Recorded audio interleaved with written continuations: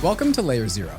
Layer Zero is a podcast of unscripted conversations with the people that make up the Ethereum community. Crypto is built by code, but is composed by people, and each individual member of the crypto community has their own story to tell. Cypherpunks understood that the code they write impacts the people that use it, and Layer Zero focuses on the people behind the code because Ethereum is people all the way down, and it always has been. Today, I'm talking with the artist PPLpleasr, who is the renowned artist behind the Uniswap X × Y = K animation that sold for almost $500,000, and 100% of that revenue was donated to charity. PPLpleasr is also the inspiration for pleasrDAO, which has just become a gargantuan of just a DAO that is sucking up all of the cool cultural artifacts of the world. And PPLpleasr has really led the charge into what it means to become an NFT artist, but also an NFT artist that resonates with some of the ethos and the culture of the cryptocurrency space and has truly become focused on generating NFT art and using that skill, that artistic talent to direct money into charities. Throughout her collection of work, she's donated over $2 million of total value into various charities from her work, and really believes in making sure that we instantiate some of these values for the long term of crypto and not just focus on this whole moon boy number go up 100x bag culture. So I really appreciate that angle from PPLpleasr, and overall had a ton of fun finding out what it was like to be an artist before crypto, what it was like for her to get into crypto and now become a very prolific hard worker in the world of crypto art and NFTs. So I hope you enjoy this conversation with a PPLpleasr. Before we get to that conversation, a moment to talk about some of these fantastic sponsors that make this show possible. ARBITRUM is an Ethereum scaling solution that's going to completely change how we use DeFi and NFTs. And now it's live and has over 100 projects deployed. Gas fees on Ethereum L1 suck. Too many people want to use Ethereum and it doesn't have enough capacity for all of us. And that's why teams like ARBITRUM have been hard at work developing layer 2 solutions that makes transactions on Ethereum cheap and instant. ARBITRUM increases Ethereum's throughput by orders of magnitude at a fraction of the cost of what we are used to paying. When interacting with ARBITRUM, you can get the performance of a centralized exchange while tapping into Ethereum's level of security and decentralization. This is why people are calling this Ethereum's broadband moment, where we get to add performance onto decentralization and security.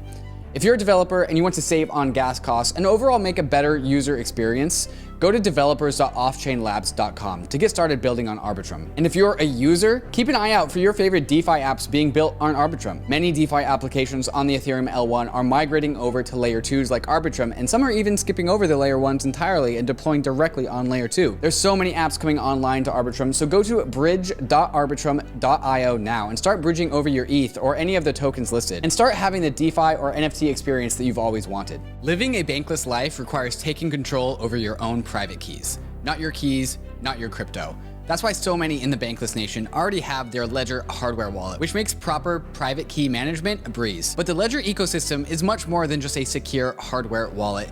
Ledger is the combination of the Ledger hardware wallet and the Ledger Live app. And if you're used to seeing all of your crypto services and favorite DeFi apps all in one spot, Ledger Live is where you want to be. Not only does Ledger let you buy your crypto assets straight from the app, but it also hooks into all of the DeFi apps and services that you're used to. Using Ledger Live, you can stake your ETH in Lido, swap on dexes like Paraswap, or display your NFTs with Rainbow. You can also use Wallet Connect inside of Ledger Live to connect to all the other DeFi apps that keep coming online. DeFi never stops growing, and the Ledger Live app grows alongside with it. So click the link in the show notes to see all of the DeFi apps that Ledger Live has, and stay tuned as more apps come online. And if you don't have a Ledger hardware wallet, what are you even waiting for? Go to ledger.com, grab a Ledger, download Ledger Live, and get all of your DeFi apps all in one space. Hey, PPLpleasr, what's up? Hi. How's it going? Not bad. I was literally just thinking about how the last time I did one of these was also the first time, and it was the first time we had ever met. And it's crazy now because it's been like 8 months or something. Yeah, eight months since the Uniswap X × Y = K drop, and then that was my introduction into me realizing I very much missed out on joining pleasrDAO before pleasrDAO was pleasrDAO. And so, yeah, for the listeners, the backstory is X × Y = K. People Pleasers, very famous animation of Uniswap v3 that came out around the same time, made a bunch of storm because a bunch of people got into a group together, pooled their funds to buy this thing, and really the story was really, really cool. So I pulled People Pleaser into a quick interview, as well as Leighton Cusack, and that's where I met People Pleaser, and now I've met her in real life a number of times. And so a lot of these relationships that people listen to on podcasts, they're actually, people are watching them form in real time, which is kind of cool. Yeah, no, I think that's super cool. And yeah, I mean, so much has happened, I feel like, in the past 8 months. Yeah, especially in the world of NFTs, and definitely your career, which is definitely something that we're going to tap into here on this Layer Zero. But first, before we get there, People Pleaser, what's up with that name? How'd that come about? It's funny because this name actually came before I was sort of involved with crypto, and it was, recently, I guess like in August or something, that I revealed in my sort of like op-ed that had been published was that why I sort of got into DeFi last summer and everything was because I, during the pandemic, was supposed to go get a job, or I got a job at Apple, but then they rescinded it because of the pandemic. And then so I ended up basically unemployed and needed to look for a job and stuff. And so during this time, well, this was like probably in early 2020. And then so I sort of, just to fill my time, like my free time while I was job hunting, I created an art Instagram. And then at the time I was just looking at all these like cool artists online, and they all had like, I guess, like cool artist names. And then, my real name is not particularly interesting or unique. And then so I thought that I needed also an artist name. I mean, I never thought that it was going to go anywhere when I created this. I was just like, I'm just going to create something, almost like, it's kind of like the equivalent of being on CT and creating an alt or like an anon account, right? And then so I was looking for a name, and my personality just, I guess, in general, is very much a people pleaser type. And then so it just kind of came to me on the spot. And then I just thought that, I can always change it later anyways if I wanted to. But I guess that didn't end up happening. I didn't have time to do that. But yeah, and the way that it's spelled is like super weird, and people get it wrong all the time. And the reason for that is literally just because at the time it was really trendy to do like names that didn't have any vowels in it. And then so I wanted to just do like pplpleasr, but then that one was already taken on Instagram. So then I just slowly added vowels back in until it like wasn't taken. And that's literally why it's spelled super weird. And I've seen like every possible different combination of like the wrong spelling now on Twitter, like up to date. So when you were coming up with this pseudonym, this was you were not in crypto at all. This was you are pre-venturing into crypto, right? I mean, well, I actually had like bought and was investing in crypto since 2017, but okay. I guess I wasn't in crypto in the sense that I wasn't like an active like contributor or a participant. It's true. Like at the time when I created my Instagram account, I didn't even have a crypto Twitter account. I just had like a regular Twitter account from like 2012 that I used to like occasionally complain to companies to or something. Like, that's pretty funny. So let's keep on going backwards, because a lot of your skills that you are now injecting into the crypto world came from your actual career. So what was your career like before crypto? So when I graduated college, I immediately just started working as a visual effects artist, or like in 3D animation. And so I worked for a bunch of different like either feature animation studios or visual effects studios, and I worked on some movies like Batman vs. Superman, Wonder Woman, Star Trek Beyond, and then a bunch of other like animated movies. So what would you actually do for these things? Or were they like, what part of these movies were you animating? So I was in this department called lighting and compositing, which is as everybody knows, like 3D animation or like computer graphics is extremely laborious and very, very like specialized in every single department. And then so you have something like, let's say you need to create Godzilla, right?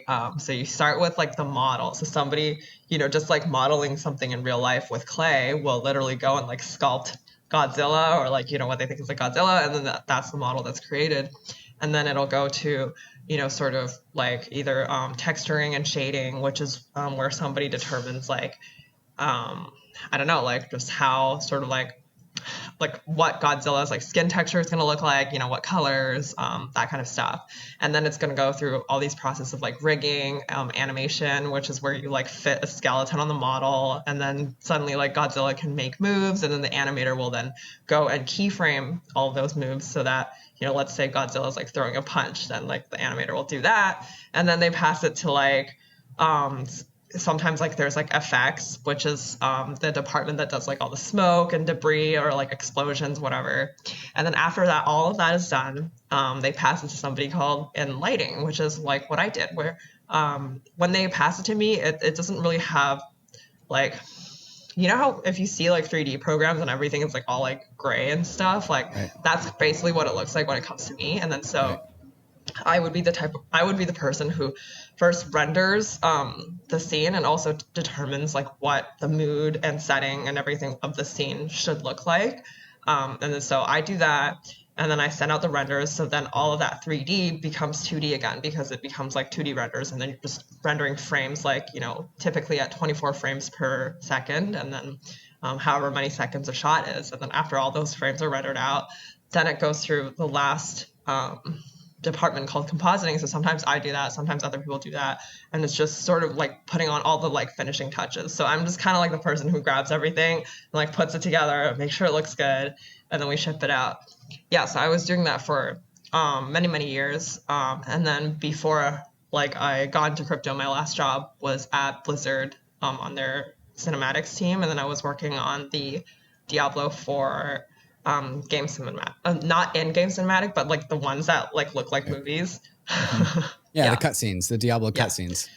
Yeah. And Blizzard's also like famous as a company for making really, really elaborate like lore and cutscenes. So, and also as a fan of Diablo, and I think there's a lot of crypto people that are use Diablo 2 as their like crypto gaming metaphors. Like, oh my God, what if Diablo 2 had in-game assets? I think there's like a large like overlap between like Diablo fans and crypto fans. So having you as like working on the Diablo cinematics and then coming over into crypto is actually kind of fortunate, I would say. I mean, I would hope so. It's funny because I wasn't a huge Blizzard gamer. I do play games, but I didn't play that many Blizzard games. It's mainly just because they're kind of hard, and I'm like not good at games. And so when I was interviewing with Blizzard, they're like, "So which games do you play?" And I was like, I mean, I don't really play any of them. But obviously, I do know about the games. I have also played Diablo 4, which apparently is really similar to Diablo 2. But you've played Diablo 4? Huge flags. I have it. It was scheduled. I had it on like the month January 2022. It's like blocked off time off my calendar, and then I realized that they canceled it, or they didn't cancel it, but they kicked it out. Oh yeah, I'm not surprised. I don't think it's coming up for a while. Oh no! Breaking the alpha, sadly, here on the show.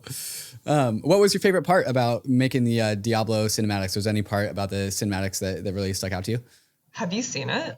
Yeah. Mm-hmm. So it's the one that debuted at BlizzCon in 2019, and I mean, I think it's just I really liked working on that one because it was so gory. It was just so dark. I think they actually they changed it so that it became a little bit less messed up, because like, the original version was even more dark and gory. They were like, okay, this is maybe a little bit too much, but I mean, I really liked it because it kind of brought it back to the whole sort of vibe of Diablo 2, of like the very dark lore. And Lilith was one of the main characters at the end. She looked really cool. And I just liked how the entire, it was about like 9 minutes, I think, the sort of like the short film, I guess. The entire short film, like all the way up until the end, was just like this constant ramp up. Just like very dark and weird. And at the end, there's like this mega grand entrance of Lilith, and the music is pretty crazy. So I think obviously it was really interesting to work on the aesthetics of it, but nothing could compare with like the feeling of watching it on the big screen for the first time at BlizzCon, because you're actually just sitting in a crowd of people who are so like passionate about this stuff, and like hearing their reaction to like the whole thing was just, it was pretty cool. How have you been able to find similar experiences with your NFT art in crypto? Honestly, I think, yeah, like with X times Y equals K specifically, a lot of people always say, oh, like it's so cool that it sold for, however much. And I mean, yeah, definitely, that and everything about pleasrDAO was super cool. But I think my favorite moment of, sort of like that moment, I guess, didn't even have anything to do with the fact that it sold as an NFT, because earlier that week, before I even announced that it was going to be an NFT, when Uniswap just tweeted it out without any context, just to read everybody's comments and responses, was a similar feeling to watching. I mean, obviously it's not like a premiere or whatever, but it's like the virtual version of like watching something at BlizzCon and seeing everybody's reactions, right? And so that was really rewarding. I thought that was definitely the coolest part. Do you have any sense of like the differences between what the reaction of what crypto Twitter was versus the crowd at BlizzCon? Like what were the crowd of people at BlizzCon really focused on that they really liked? And then what were the crowd of the crypto Twitter people focused on? Were there any differences there? I think it's just, well, obviously crypto Twitter being online, you're watching all of the reactions happen in real time and all of the comments and stuff. And I think, and also the animation is just so much shorter. So people were really, I mean, I think it's the funniest when people are like, oh, what did I just watch? Or like, what does this mean? Because it was like so vague at the time. And then watching people pick it apart, like, looking for any tiniest hint of like Easter egg. And definitely really cool that people spotted the V3 at the end in the stars. Whereas the viewing experience for the Blizzard cinematic was way more like almost like watching a movie or something, where everyone was very, very quiet and focused, the entire way through. And then at the end, they're like, whoa. And then, they stand up and there's like standing ovation or whatever. So, yeah. So with your time working at Blizzard, the way that you illustrated it kind of made you feel like you were a part of a very specific team that does a very specific job. But my gist with the Uniswap V3 animation is you are much more of like the total end-to-end like conductor of the whole entire art. So what about Uniswap V3 and your first introduction to being your own artist, being the end-to-end artist? I know there were other people that worked on the V3 animation with you, but I think with this one you just had a lot more control. What was it like to like take the shackles off of your 9 to 5 corporate job and start to actually do art for art's sake? Well, I think it's really nice because it's just like, you don't have to gain anybody's trust, right? Like, and also, the Uniswap team were also just extremely trusting in my vision, and they were just like, yeah, do your thing. And, because of course, like the animation itself is, like I said before, was pretty vague, at least at first glance, right? So it's cool that people would just be like, because maybe somebody who's more conservative might watch that and just be like, I don't even understand what this is promoting, or and I'm really grateful that they don't try to push that kind of old school, like very narrative, literal type of art direction on me, to make it like a commercial, because I really don't like that, because really to me it was more about creating a piece of art, right? And so yeah, I mean, there were 3 other people who worked with me on it. But I'd say I probably did like, closer to like 70-80% of it.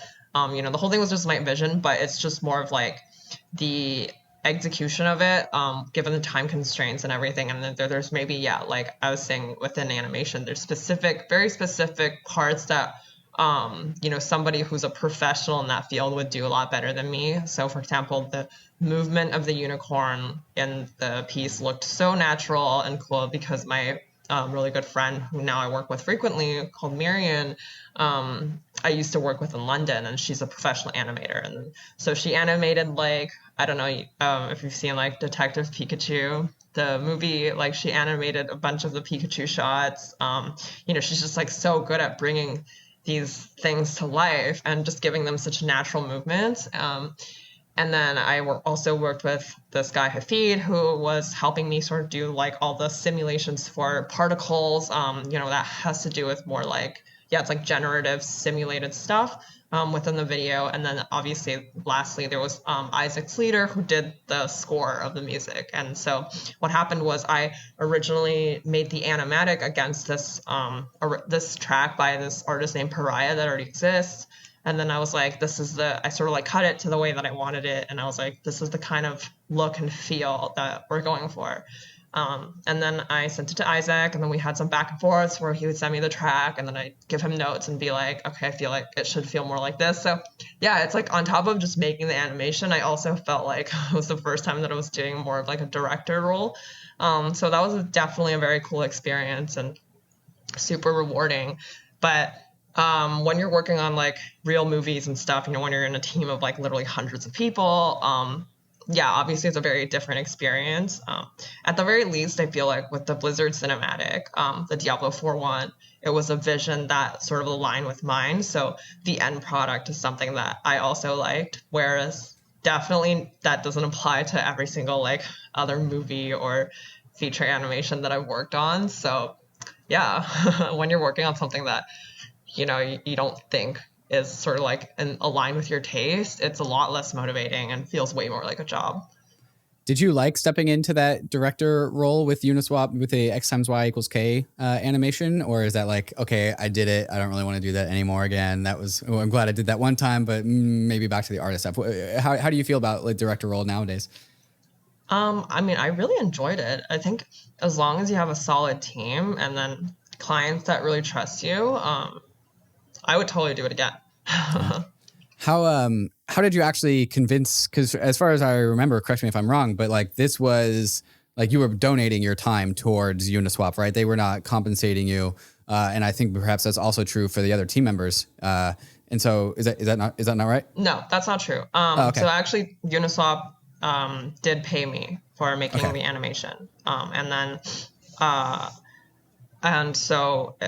And then obviously with the people that I worked with, they were paid to sort of like do the work as well.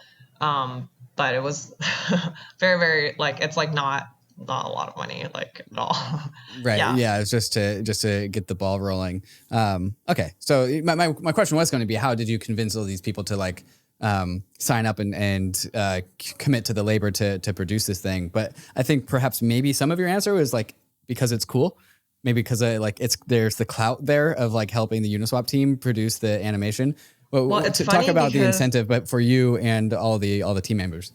Yeah, it's funny because all of those team members, and this is also why I actually was just thinking about this yesterday, where even to this date now, a lot of people that I collaborate and work with are people from my past life, as in like pre-crypto life, let's say. Yes. And so thankfully for I guess maybe it's either my people-pleasing personality or something, that I have built up really great and solid relationships with people in the past. And so for example, when I approached them for the Uniswap thing, other than Isaac, who was doing the music, because he is Teo's friend, so Teo from Uniswap brought Isaac in for the music. But for the two sort of like animators that I was working with, they're my connections.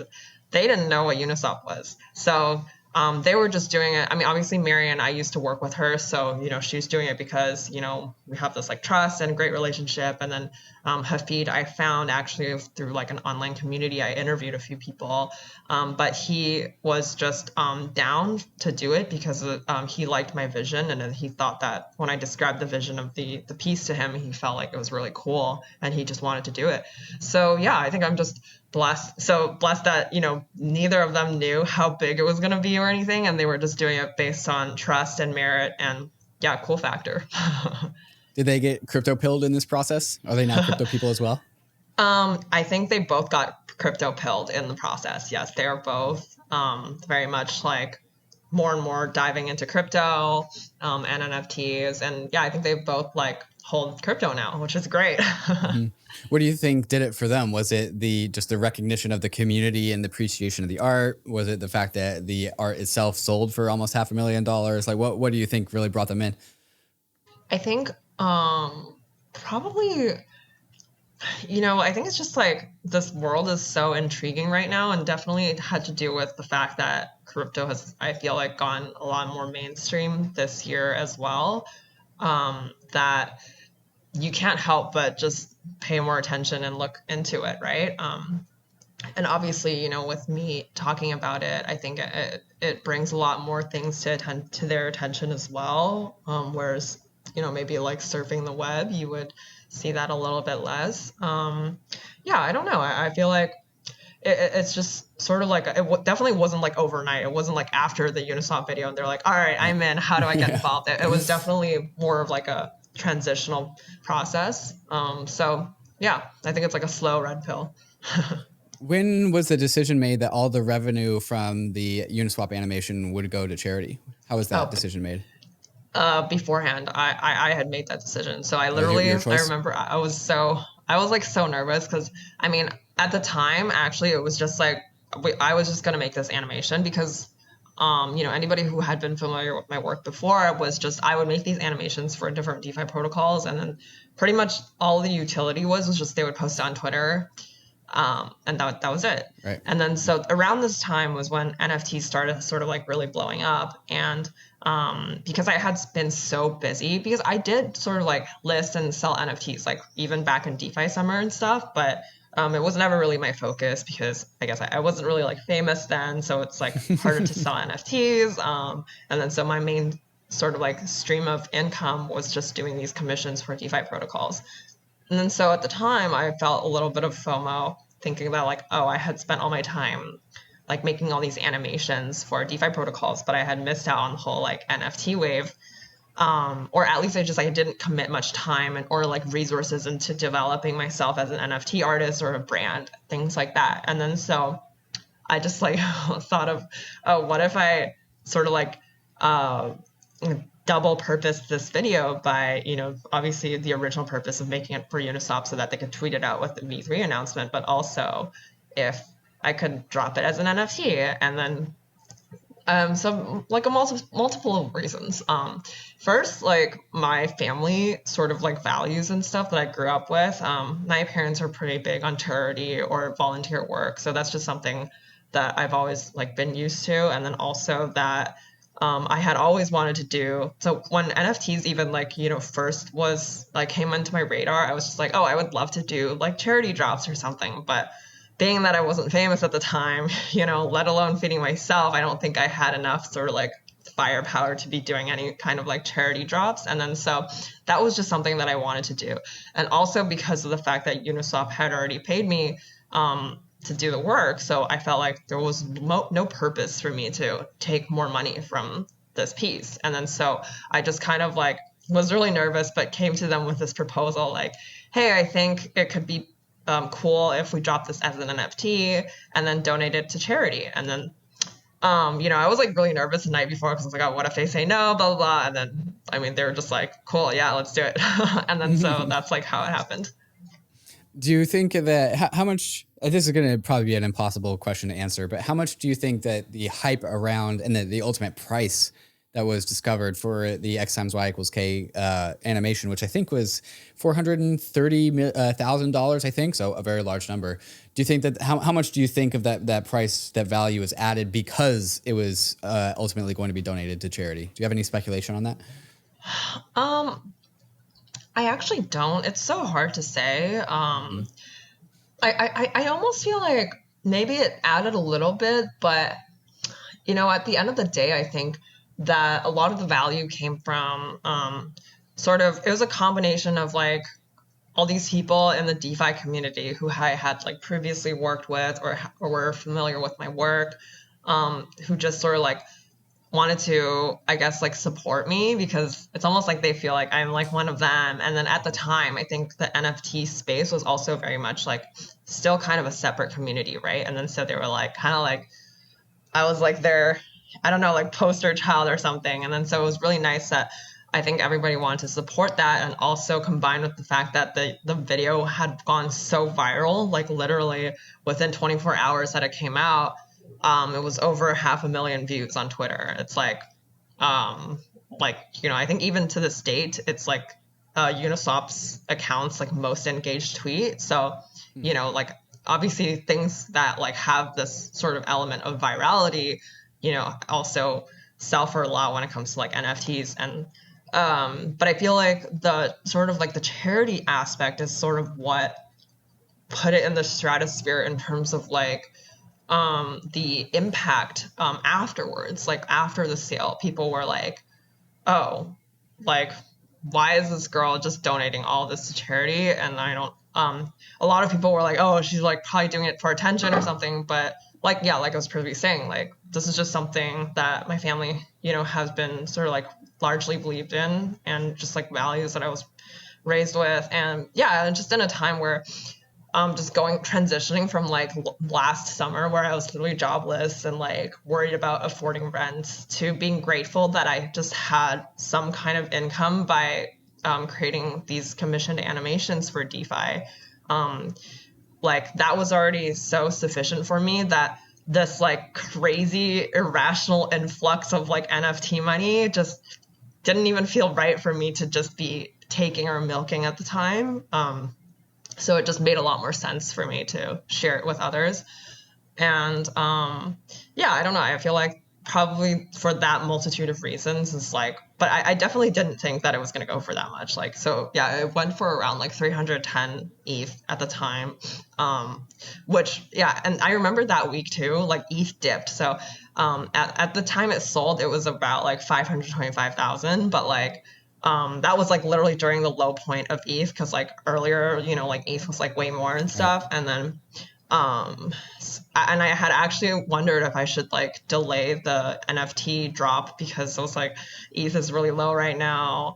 But then I spoke with MATCHA Big Brother, I think before. I was just like, do you think I should still do it? And then he was like, don't try to time the market, like just stick to your original plan. And I'm really glad that he convinced me to do that. So yeah. Yeah, you might have actually gotten more ETH because it was valued at a lower US dollar number. And so that actually might have been accidentally the optimum time. Yeah, it's entirely possible. the critique of, oh, she's just doing this for attention, I think is interesting, because if there's the type of person who would donate all of the revenue to charities, also the same type of person that doesn't necessarily need attention. Like that kind of feels like it goes hand in hand. But also, like if the output of that decision is a bunch of attention, there's something to say there about like how this NFT world can really just like be marketed to the mainstream, right? If the NFTs that donate to charity generate more attention than the NFTs that don't. This is exactly what Vitalik was talking about in one of his articles. I can't remember which one, but it's something along the lines of like, you can bestow legitimacy upon NFTs by committing a lot of the sale money to charity. And he just said, I think something along the lines of like 10 to 20%, but you just did the whole full 100%. Do you have any like thoughts or reflections on that? I mean, I definitely feel like just for all of the reasons that I said previously, which is why I just donated. Because then it's like also because I wasn't going to be like trying to barter with Uniswap, like, oh, well, do you guys want to keep like 60%? You know what I mean? Like it just like didn't make sense. And it's like, I don't think Uniswap needed the money, or did they care about that money? And for me personally, it was like I said, I was just going from like literally being jobless to like, being grateful to have income to sustain myself, to like, here's $500,000. That sort of like transition was just too, it was almost like incomprehensible to me. And then so even myself, I wasn't comfortable just like taking all of it. Basically, I was just like, I don't feel like it makes sense. You know, it was definitely, even now to this day, I feel like it's just a personal value, really. And I have placed like zero judgment on anybody else who's like really milking the NFT movement. Like, good for you, you know? I think it's just, for me, that contrast was so stark that even now I have like either like imposter syndrome, or I'm just having trouble like adjusting. So it makes me feel better to share it with others. Because at the end of the day, it is just really ridiculous if you think about it. You know, like I bought some apes for like 5 apes for combined like $1,000 worth of ETH back in April or something, and then now I only have 2 of them left, but they're both worth like a combined of like 250 grand. Like it's insane. And if you think about pre 2020, 2021 Emily, where I'm just like sitting on the sidelines thinking like, oh, I'd be grateful if I could get a $70,000 per year job right now. It's just like that difference is just so insane. And so for me to be able to sort of like share that with other people who didn't have that exposure like myself before, I think is something that adds value to my life. In what ways, I want to go into that last sentence. In what ways has the decision to donate the money to charity actually ended up paying you dividends? Like more job opportunities, more clout, more friends? Like how has that decision paid off? I think it paid off in the sense that I can sleep better at night. And also, obviously, the biggest moment was when I had worked with endowment, because this is actually work where people are like, oh, you know what? I actually say that, but I'm really grateful that to this date, I don't think like I have very many haters. Like I don't think I've seen more than like 5 of them or something. So that's honestly like really cool. But yeah, just like, to counter like this is just for attention kind of thing. It's like I've been sort of consistent with my like ethos. I did the same with like the fortune drop, and I just did like a drop on Solana, and it's actually what people don't realize is it's not just like, oh, I wave a wand and then this charity thing happens and I get a bunch of clout. It's like I actually have to dedicate a lot of time after to working with endowment or like the volunteers and like researching into what like charitable organizations we should give this to, and like having meetings and like discussing this, and it's like that's all work that's obviously like not only you're not getting paid for, but it's like you're literally giving away money, and also having to do that to make sure that it like goes into the right hands and that it's done properly and stuff. And so it's definitely like no walk in the park, but the whole process of learning this is also extremely interesting. Like I don't know that many people do this very often, and they should, because like I don't know, it's interesting. And then also just like it makes it so much more clear, like the value of the blockchain, of everything being transparent, applies so much more linearly and straightforward to charity, because it's all there. Like you can literally see where the money is going. And I feel like maybe something that has held people back from donating more money in the past or something is that they're just like, well, I'm not sure where this money is going. What if the organization just takes it? And, and I feel like so with obviously like the blockchain, I think that sort of sheds some light there, which is really helpful. And then I guess like the last aspect of it, obviously, I guess maybe like social karma is that people trust you, and then when you say things, actually, what I want to bring up another point is that I had at some point this summer, there was like this other NFT artist who was like, I don't think donating linearly to charity is like making any sort of like impact or whatever, and I just kind of like, to counter that, I was just thinking, well, at the end of the day, it is hard to tell if the amount of money I'm donating is actually making a difference, because there's so many problems in this world. Sure, like one person can't solve a lot of things, but I think what is more powerful is that one person, or like a girl like me, making what people call Chad donations like that, gives me a platform for people to actually start paying attention to what I say, and I feel like if that alone gives me sort of like the stage to tell people and spread this idea of like value sharing, and that Web3 can be more than just like stacking wealth for yourself, but you can also have like the room and ethos of sharing it with others. If just like donating this, given that monetary value doesn't make that much actual difference in the real world, but if that many people more can sort of receive this message from me because I've donated, that and alone, it's worth it as well.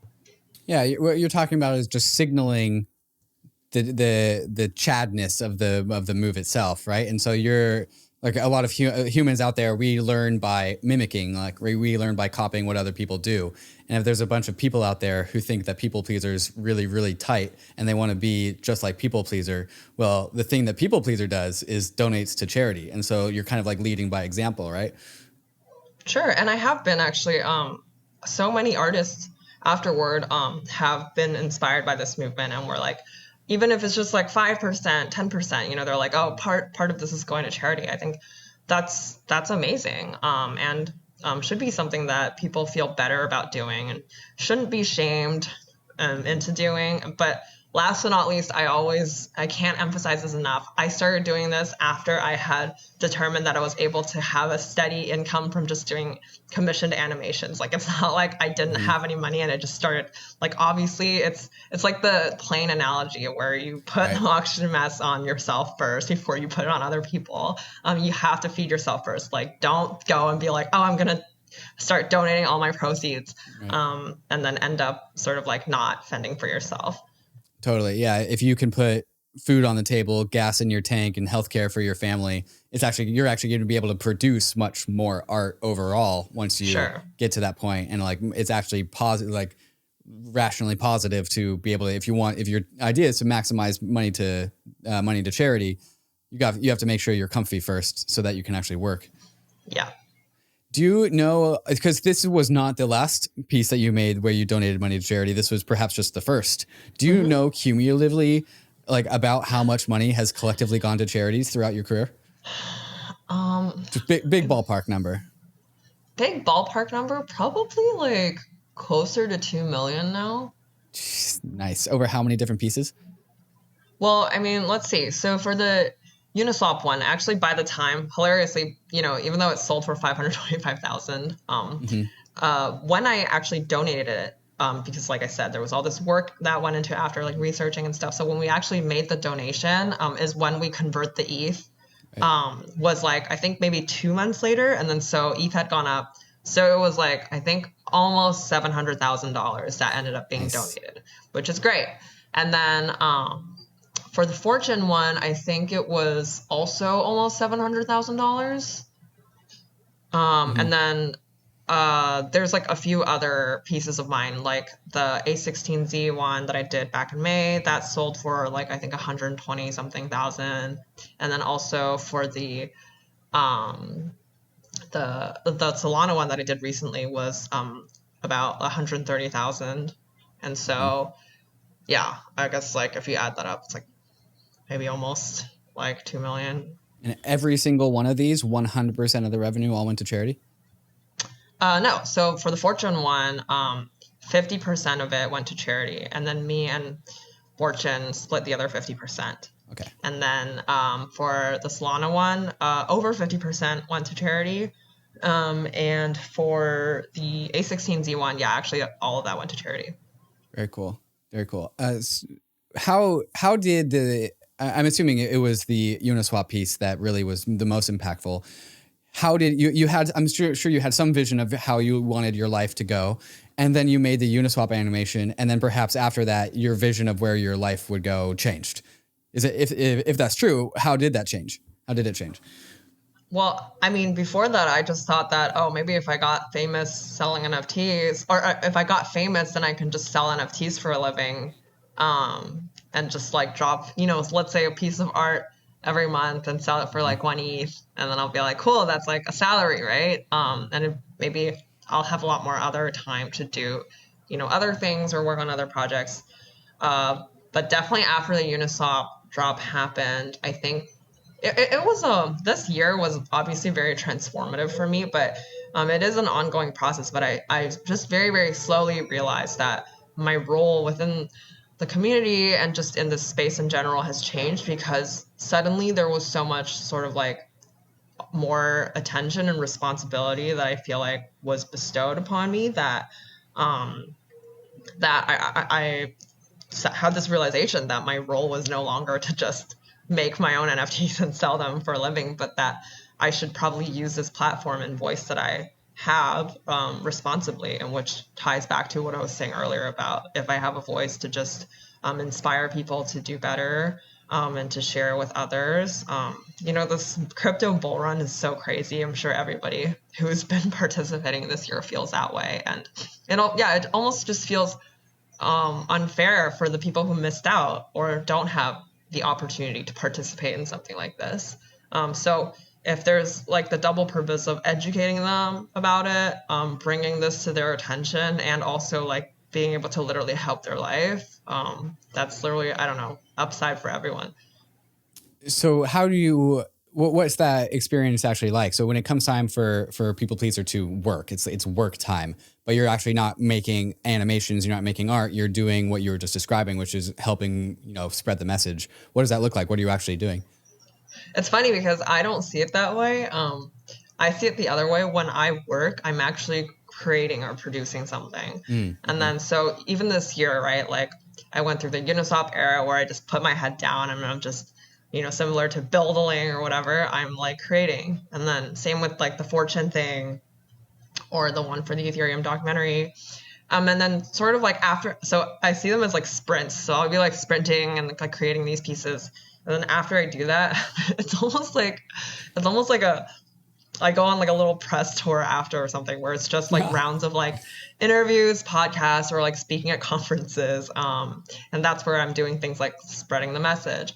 And so, yeah, like it's like I work and then my breaks are usually where I am doing, sort of things like this. And then I'll go into work mode again where I'm creating. So when I think of myself as working, it's always when I'm in the process of creating.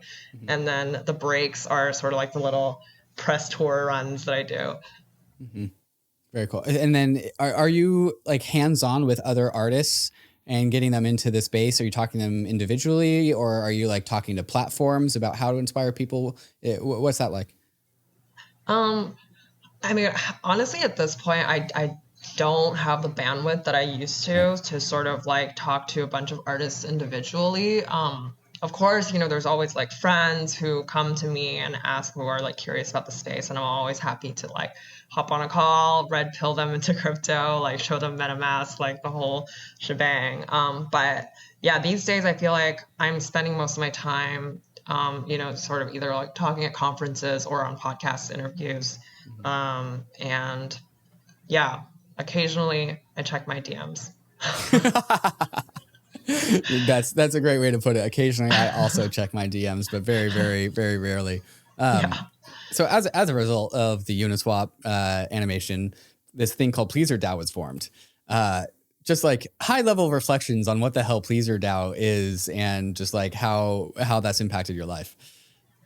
I mean, definitely from the Uniswap thing. I think, like the most touching moment was when I realized that there were this group of like DeFi degens who just came together and formed a DAO and then literally named themselves after me. I mean, that alone was, I think, just a stamp of verification that my work has obviously resonated and moved them in such a way that they would be motivated to do something like this. And, for them to each chip in 10 ETH is like, I couldn't even imagine myself like selling a piece for 10 ETH, let alone so like 20 something people all being like, yeah, I'm willing to put in 10 ETH for this, and then obviously it's like gone a lot crazier there. But back then it definitely felt a lot simpler and more pure in the sense that it was just they just wanted to support me, and that's like super nice. And then now pleasrDAO's like grown into this like machine, which is a whole other monster of its own, where they just literally, I don't know, they're just like buying everything that exists on this planet basically. Like in the future, our houses are going to be like owned by pleasrDAO. The logical conclusion of all DAOs are to own everything. It's just a matter of how you actually get there or not. Did you, of any of the people that are now in pleasrDAO, who of them did you know before pleasrDAO? Like, did you know Leighton or Jameis at all before pleasrDAO was formed?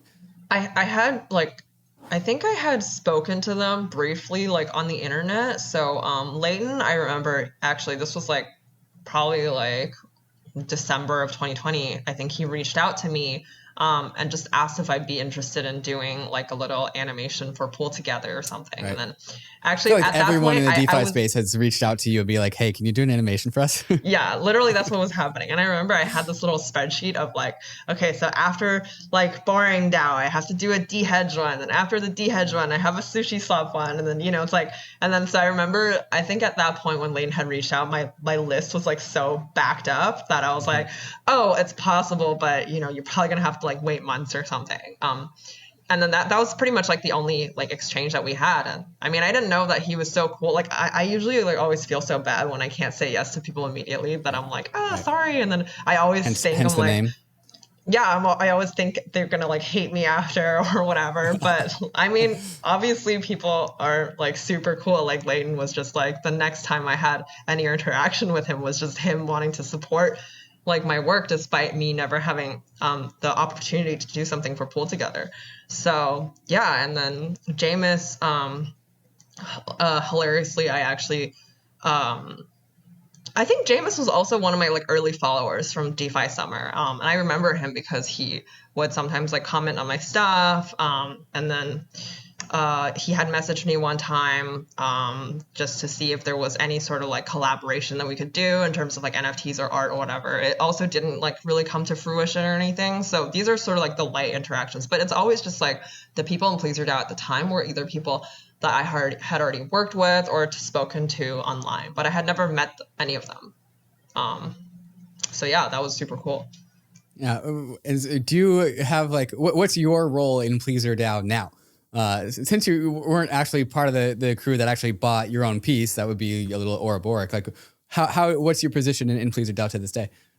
Yeah, so basically a few weeks after, I mean, I think right after, I remember Jameis kept messaging me. He's like, join pleasrDAO. And then I was like, that's weird. I'm not going to join the DAO that bought my own piece. And then like, so I just didn't. But then like a few weeks after that happened, maybe I think it was both like Andrew Kang and other people who were sort of explaining to me like their vision for pleasrDAO and like, you know, where they think it go. And then I was like, oh, this makes sense, and it's actually really cool, and it's more than just like I thought that, you know, pleasrDAO would just end after like they bought my piece. I remember me too. At the time, like somebody came up to me and was like, oh, like I want to join pleasrDAO, how do I join? And I'd just be like, why do you want to join? It's literally like the thing has ended, like it's over. You know?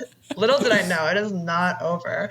And then so yeah, like I felt like their vision was cool and I wanted to see where it went. So then they onboarded me as like an honorary member. And then I was a lot more active, like in the beginning months, like for example, when we were purchasing Snowden and everything, I was like, oh, you know, sort of like half orchestrating, like, you know, the things, like the purchases and like the bidding and stuff. And then obviously, like, I feel like recently I've gotten way more busy. So I just sort of like, the DAO is almost like, you know, there's like full-time hires now too. So, you know, I am sort of like almost like advising from time to time. I feel like now my role in the DAO is just kind of like, I'm like the spiritual godmother or something where every now and then I like float in and I'm like, guys, remember like to have positive social impact and like, you know, just to like make sure that we don't lose sort of like the ethos that we originally had, which was what made pleasrDAO so cool.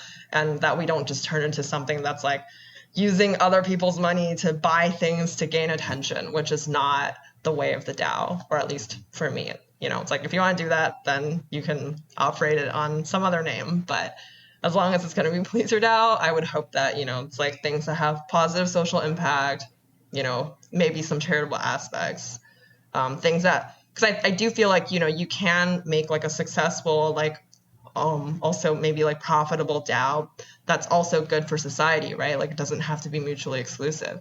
Mm-hmm. I do think in this world that I'm about to make up, that in the world where the Uniswap animation didn't have the money going towards charity, pleasrDAO might not have formed. I know when I was talking to Leighton about this, he wanted to own the piece. That's why he sent out that tweet in the first place. But he also, I think, expressed like one of the motivations as to why he thinks this could work is like, oh, everyone can feel good about like contributing their money to the pot to buy this thing because of the charity element. And so maybe there's a world out there where pleasrDAO actually might not have had the cohesiveness and the energy to form as a DAO without that charity element. Yeah, absolutely. And I knew that it also, you know, for people like Leo Chang or Machi Big Brother, it really resonated with them because I think they felt very strongly about the cause that I was donating to at the time, which was the Stop Asian Hate. Because this year, it's funny because it feels like a lifetime ago, but it's actually just this year in March where all these like terrible Asian hate crimes are happening. And obviously being Asian myself, I felt like it was a responsible cause to contribute to. And it resonated with other Asians in the DAO, I guess. Mm-hmm. How did you land the Fortune article? How did that happen? They reached out to me. The cover. They reached out to you? Yeah. Is that one of the times where you checked your DMs and then all of a sudden there's like a request for a Fortune cover in there? Well, so funny enough, like even when Uniswap reached out to me, at that point I wasn't even really checking my DMs anymore. So it was always through like somebody that like, you know, it's like somebody that you know or whatever. So Uniswap, Teo reached out to Tarun, who then obviously me and Tarun already knew each other, so we were connected on Telegram and stuff. So Tarun is like the famous Telegram that I always refer back to. Tarun messages me one morning, goes, "Hey, someone from Uniswap wants to know if you want to work with them." Like that's where it all started. And same with Fortune. So it was Alex Mazmej who reached out to me because we already connected. He was like, "Hey, somebody from Fortune wants to connect with you." And at the time was Robert Hackett, who just sort of like got my email, and he was just like, "Hey, I just want to know if there's any sort of like capacity that we can work together." And then that was kind of the exchange. And then nothing happened for like months. So I was like, okay, I don't like really know where that went, but cool. And then a few months later, their creative director, Peter Herbert, got the email from Robert Hackett, and then he just cold emailed me. And then, so I do check my emails, obviously, because, you know, less people have access to that and stuff. And then, so he just cold emailed me and was like, "Hey, Emily, like, we love your work. Your Uniswap thing was awesome. And you seem very, like, you know, sort of perfect for, like, the crypto community narrative. And then we're doing this new issue that's going to focus on crypto and DeFi. Do you want to do the cover?" And I was like, seriously? And then so, yeah, that's literally how it started. For those that haven't seen the Fortune cover, maybe we can get Luke, the video editor, just slap this on the screen while I'm talking about it. It's just a landscape, like it kind of looks like a building, a skyscraper. There's a bunch of different rooms, but importantly, there's a bunch of crypto Twitter characters on there. All of these like avatars that crypto people have on crypto Twitter. Importantly, none of them are human pictures, right? They're actually just like digital representations. How did you go about the selection process of who got to be on the Fortune cover or not? Haha, this is where I wield all the power. No, I'm just kidding. It actually is, you know, I mean, at the end of the day, Fortune reached out to me. They wanted me to do the cover. They had zero direction for anything. They were just like, "We just want to put your art on the cover."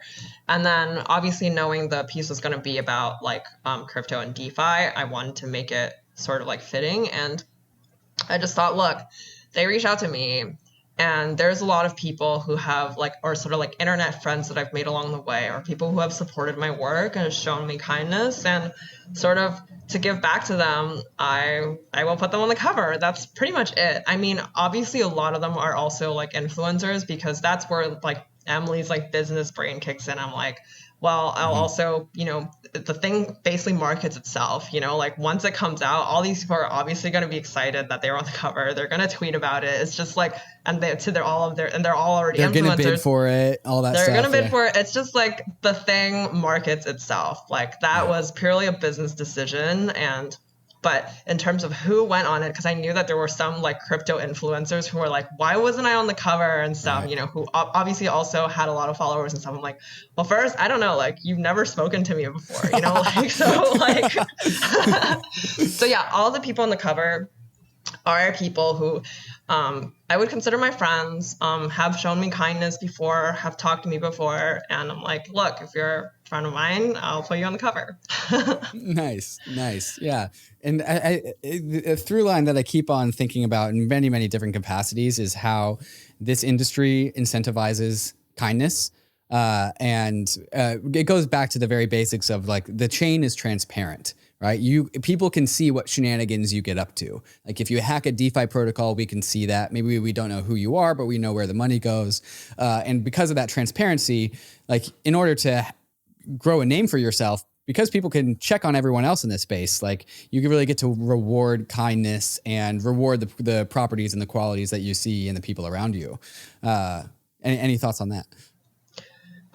Yeah, it's a positive sum mindset, right? Or positive flywheel, whatever you want to call it, is just your effects affect other people. And, if it's, and, to just sort of like get a little bit more philosophical, and I think like just like more like wacky conversation is like, I imagine a future where like AI is literally being trained by everything they see on the internet. So if everything that's happening on the internet is always like hateful comments or, like trolling, things like this, like negative things, we're probably, when we reach something like the singularity, gonna be in a pretty dark place where AI has learned those ways. And so if we're behaving like showing kindness, behaving in like more positive, like positive loops, then hopefully, we're just like building a better future for ourselves, really. All right, guys, I hope you're enjoying the conversation with People Pleaser thus far. In the second half of the show, we get into a little bit more of People Pleaser's personal life, her relationships with her social groups of people that are in crypto versus out of crypto, how she balances those two very big dynamics, those two differences. We also talk about further the role and importance of charitable giving and spreading wealth and wealth distribution inside of an industry where the number has gone up really, really quickly inside of a very small set of hands as it comes to the global population. So I hope you guys are going to enjoy the second half of the show, just as you've enjoyed the first half of the show. But before we get there, a moment to talk about some of these fantastic sponsors that make the show possible. MATCHA, everyone's favorite DEX aggregator, has just launched an open beta for gasless trading. So if you're trading more than $5,000 in common ETH and wrapped Bitcoin pairs, then your gas fees on MATCHA are free. And that's why you should be using MATCHA. MATCHA routes your orders across all the various DeFi exchanges on Ethereum, Polygon, Binance Smart Chain, and gives you the best possible price without any trading fees or unnecessary slippage. MATCHA has smart order routing that splits your orders across multiple liquidity sources if MATCHA sees that it gets you better pricing. Trading on MATCHA is super easy because it pools the liquidity for me into a single and easy to use platform, and has even saved me multiple times from accidentally picking the wrong DEX to trade on and getting a bad price. MATCHA also allows you to make limit orders on chain, so you can set and forget your DeFi trades, and they will go through automatically while you're away. So when you're making a trade, head over to matcha.xyz/bankless, connect your wallet, and start getting some of the best prices and most liquidity when you trade your crypto assets. ALCHEMIX is one of the coolest new DeFi apps on the scene. It introduces self-paying loans, allowing you to spend and save at the same time. Deposit the DAI stablecoin into the ALCHEMIX vault in order to get an advance on the interest it generates. Borrow up to 50% of the total amount of your deposited DAI in the form of ALUSD stablecoin. Here's the craziest part. The loan pays itself back and you cannot be liquidated. Unlock your asset's potential in the ultimate DeFi savings account.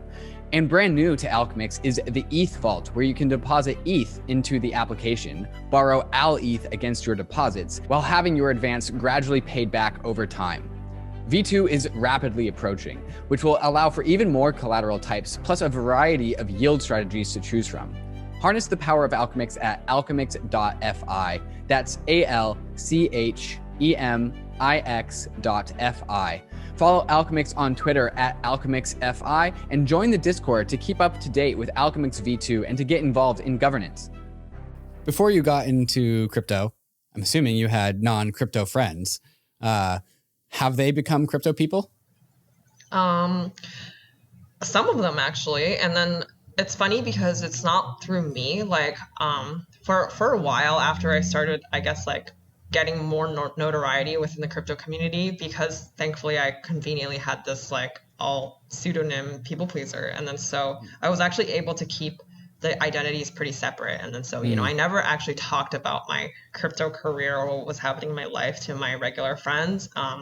And so this is also sort of like a metric of how I feel like crypto was becoming more and more mainstream, or as I was getting bigger, was like I would literally get messages from people in the past being like, hey, I like saw you on the news today, or like, hey, and then so I'd be like, okay, this sounds like crypto's like actually becoming mainstream if they're seeing things like this, because obviously when I was doing it during DeFi summer, like nobody would have like known what the heck I was talking about. I'm sure you feel the same way probably about with your like non-crypto friends or his like crypto friends. It wasn't until I think it was the first time that I went on Bloomberg, and then they were like, oh, we have to, I was like, oh, I prefer to be called People Pleaser.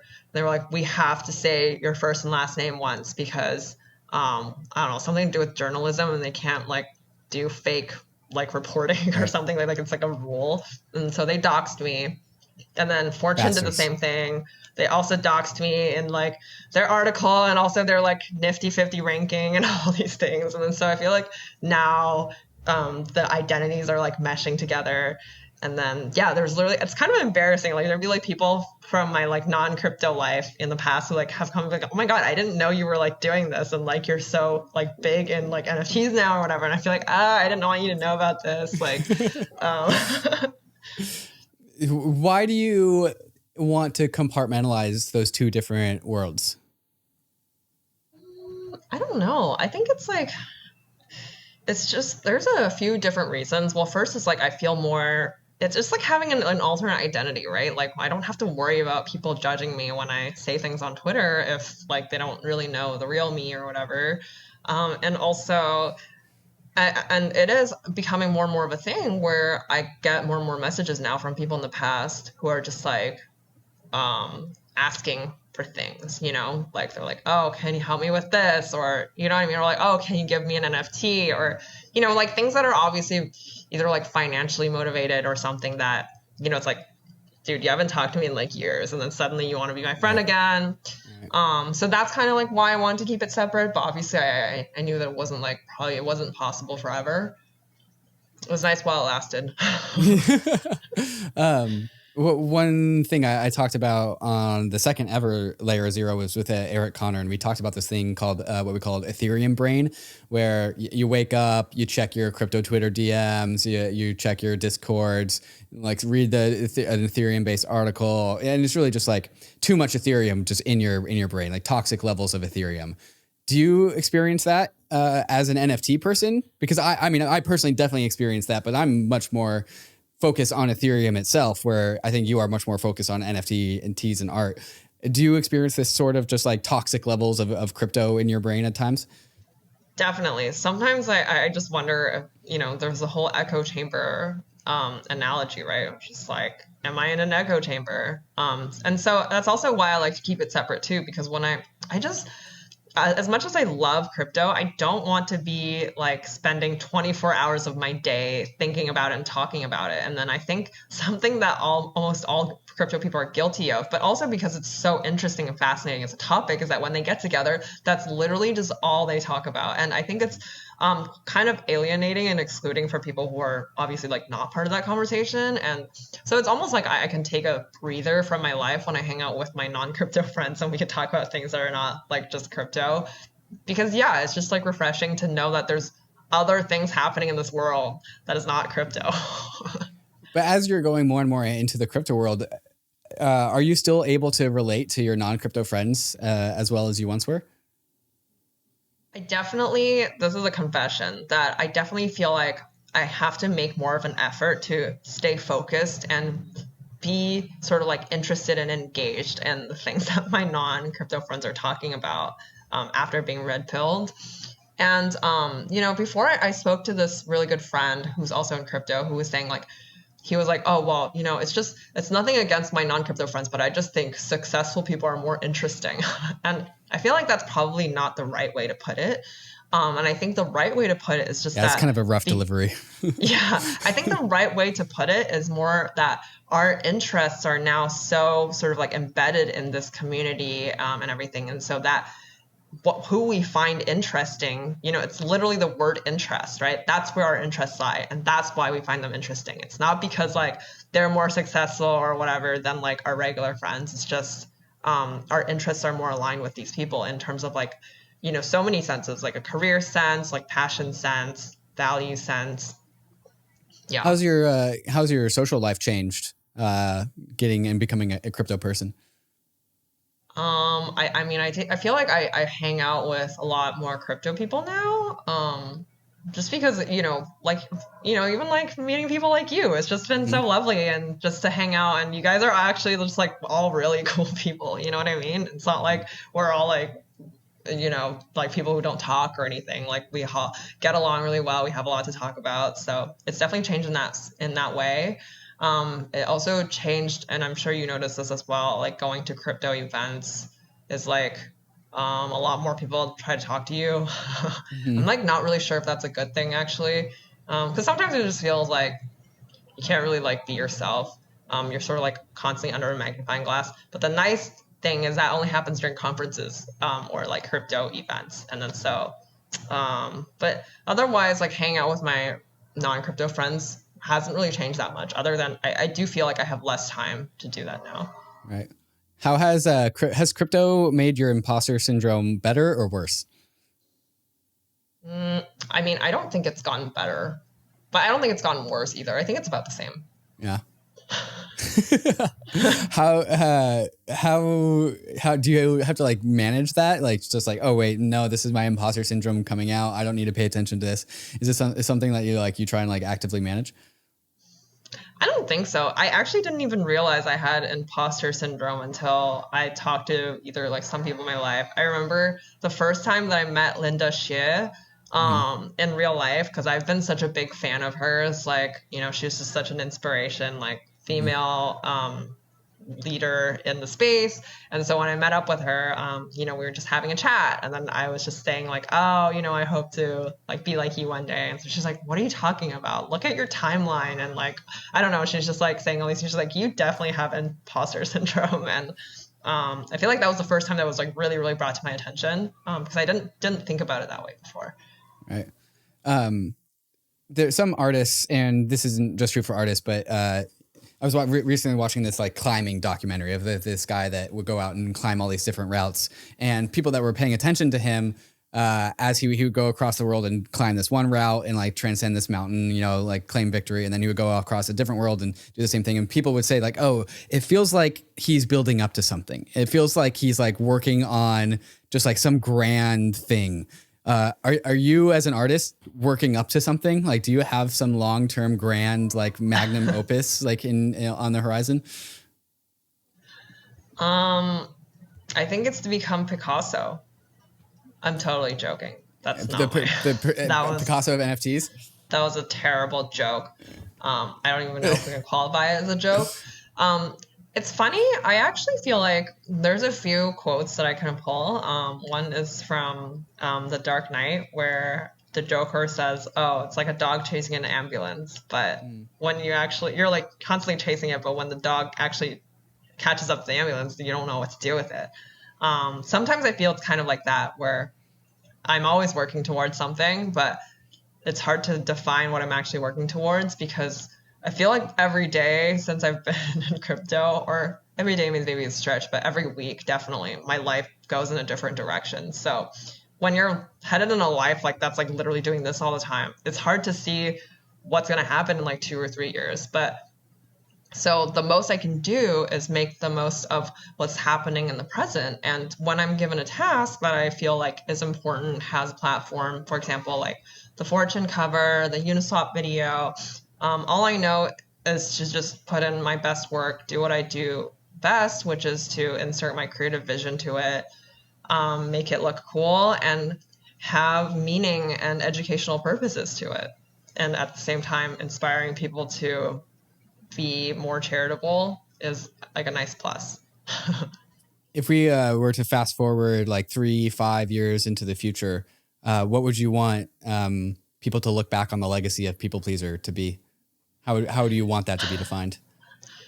It's really funny because I always feel like if I ever had a Wikipedia page, I would always imagine, I don't know, it's like when you read like Bill Gates' Wikipedia page or something, there's always like a giant chunk that's just like philanthropy, and then it just talks about like, and I feel like that would be the part that I'd be most excited to like read about. It's just like, how has like People Pleaser contributed, or like, yeah, and it doesn't even have to be donating money, but just in terms of like spreading awareness to things, the message that I create, you know, like, yeah, it would be cool to be like a crypto Greta Thunberg or something. I don't know. If you've ever like heard anything that she says, by the way, it's so powerful that obviously I'm not and nowhere near as like eloquent, or the messages that I feel like are not as important, but yeah, I just to sort of like feel that power and just be so inspired by listening to people.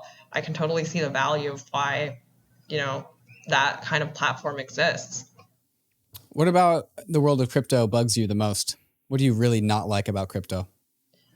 What I really not like about crypto? I think it's a combination of like the sort of like sometimes I feel like there's like this element of like gatekeeping almost. I don't really like that. I noticed that a lot, especially with maybe less so crypto, but NFTs in the beginning. It's like, oh, only like the best artists can get on these platforms, and you know, sort of like this separation of like good artists and bad artists, or like good artists and regular artists, which really what people mean is just like an artist that is able to sell their work for a lot. And you know, and I feel like art is so subjective that, including people like myself, it's just a combination of being in the right place at the right time. It's not because I'm more talented than other people. And yeah, I wish people would drink less of their own Kool-Aid and see that a lot of it is just luck, really. So the amount that your art sells for doesn't really reflect who you are or how great you are as a person. When it's time for you to log off of your computer, close your laptop lid, and go do something in the real world, what do you like to do? I mean, I like playing on my Nintendo Switch. That's like what I do when I log. So I guess it's not really. Obviously, I enjoy It definitely going. counts. Yeah. You think that counts? Oh, 100%. What kind of games do you like to play? I love playing Smash Brothers, or obviously I went through like, and also recently went back to it since the pandemic, Animal Crossing. I feel like now it's just like, it's almost just like taking a little break for my brain, right? Like you don't really have to think, and Animal Crossing has all these like relaxing tunes in the background. Yeah, so definitely I think during the pandemic, what really saved my life from going insane was Smash Brothers, Animal Crossing. I played Breath of the Wild. I also played Pokemon Sword and Shield. Yeah, those are like the ones I played, I think. Single player or multiplayer? Both. Yeah? Yeah. With multiplayer, is it with like your other friends or just people on the internet? Usually my friends. Yeah, it was like the only way for me to like be social during the pandemic would be like to visit my friends' islands on like Animal Crossing, or like play Smash together or something. When it comes to you and your friends playing Smash together, are you competitive or are you just like playing? I'm not that competitive, so I much more enjoy playing, you know, like the mode where you're both on the same team and then you're just fighting like another team or something. Because I don't like to go against my friends. Like, probably because I'll lose every time. Yeah.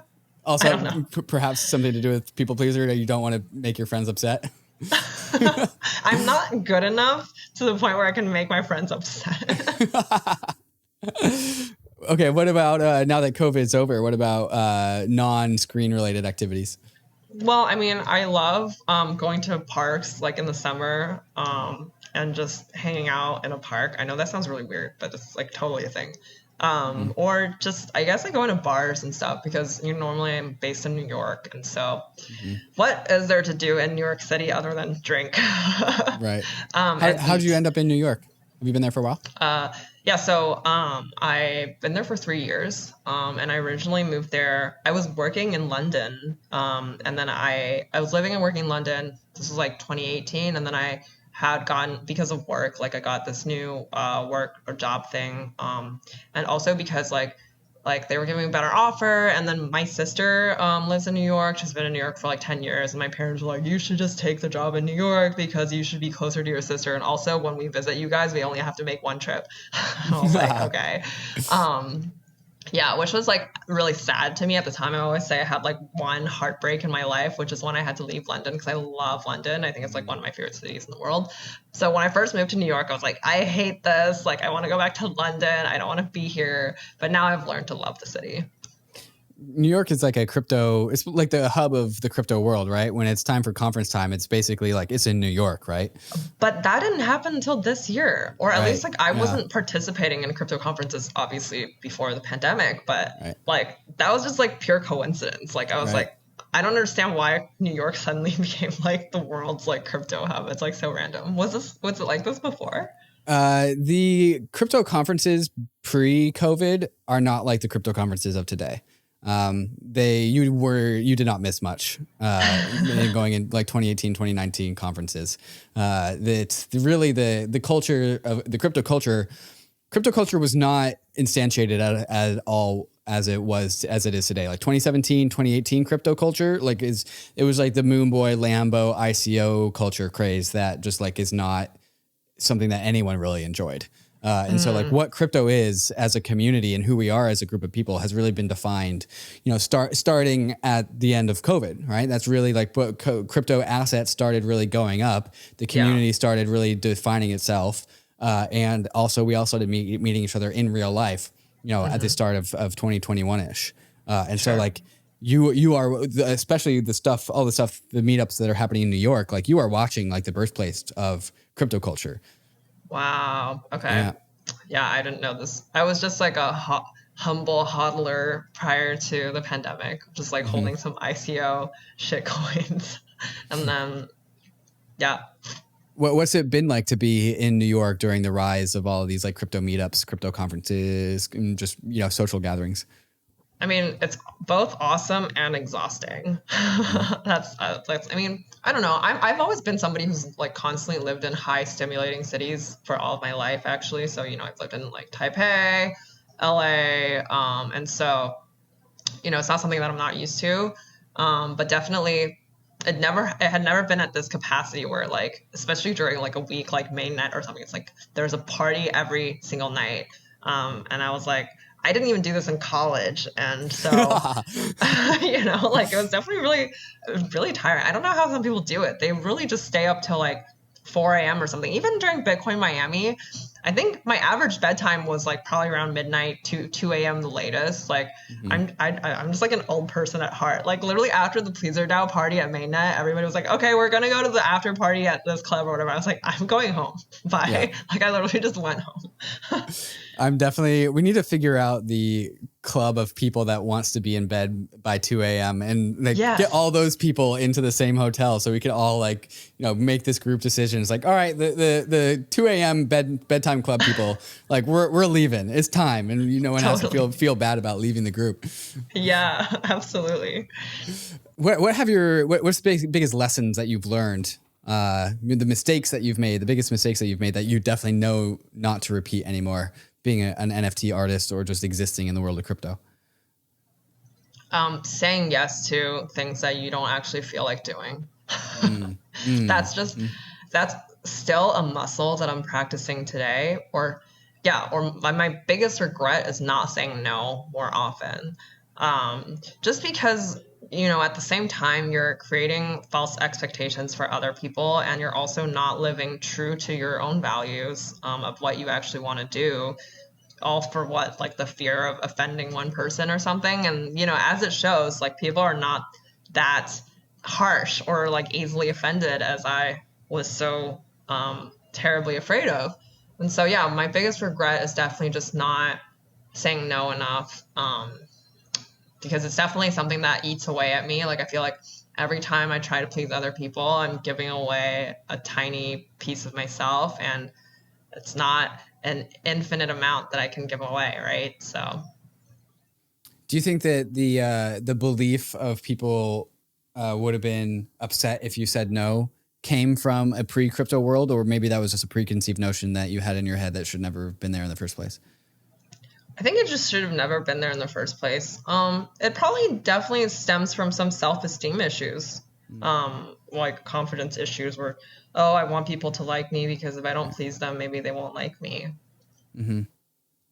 Well, I think hopefully if the narrative that I keep on spinning about crypto culture is actually true and not just a fabrication, that we are in a community of people where it's easier to find people that value you for you, the individual, and your contributions to the community at large. Yeah, hopefully. I mean, I think so. It certainly seems to be heading that way. What are you excited for with the future of crypto? What about the world of crypto makes you optimistic for the future?